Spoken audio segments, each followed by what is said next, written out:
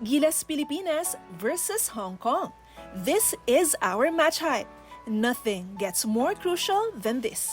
Gilas Pilipinas target ang tickets sa FIBA Asia Cup 2025 sa kanilang pakikipagtunggali kontra Hong Kong ngayong linggo, November 24. Nito lamang Huwebes, November 21, ay tinalo ng Gilas sa kauna-unahang pagkakataon ang New Zealand para manatiling undefeated sa Group B ng FIBA Asia Cup 2025 qualifiers. Solo leader sa grupo ang Pinoy Dribblers na mayroon ng 3-0 record. Nangangailangan na lamang sila ng isang panalo o ng sweep ng second window upang makaabante sa Continental Meet na gaganapin sa Jeddah, Saudi Arabia sa susunod na taon. Repeat ang pakay ng Gilas Pilipinas sa muli nitong pagharap kontra Hong Kong na dinurog nito 94-64 noong first window noong Pebrero. Ang Hong Kong natikman ang ikatlong sunod na pagkatalo sa torneo nang lampasuhin ng Chinese Taipei na ginamit din ang home court advantage nito 85-55 noon ding Huwebes. Dahil dyan, heavily favored ang number 34 Gilas kontra 117th ranked Hong Kong. Pero hindi ito sapat na dahilan para baliwalain ang kakayahan ng kanilang makakalaban. Saad ni Coach Tim Cone sa press conference bago magsimula ang FIBA Asia Cup 2025 qualifiers. We're going to be probably the favorites, maybe even heavy favorites against Hong Kong, but we certainly can't take Hong Kong for granted.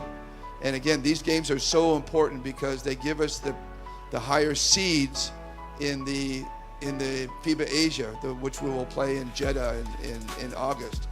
And we certainly want to show out. Importante rin sa Gilas na masubukan ang kakayahan nito laban sa mga bansa sa rehiyon. We said from the beginning that we feel we can, we want to compete on the international level. But we want to win in Asia, and New Zealand is part of Asia, and Hong Kong obviously is part of Asia. This is really important for us to show up and show out and when we come to playing Asian teams. So again, we're hoping everybody shows up because this is important for us, and we hope it's important for you.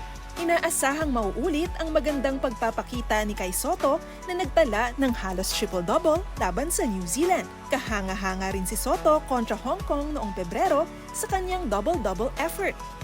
Sasandalan muli ni Sotto, Justin Brownlee, Junmar Fajardo, Dwight Ramos, Scotty Thompson, Chris Newsome at ng buong kupunan ang suporta ng mga kapwa Pinoy sa labang gaganapin sa parehong venue, ang Mall of Asia Arena sa Pasay, 7:30 ng gabi.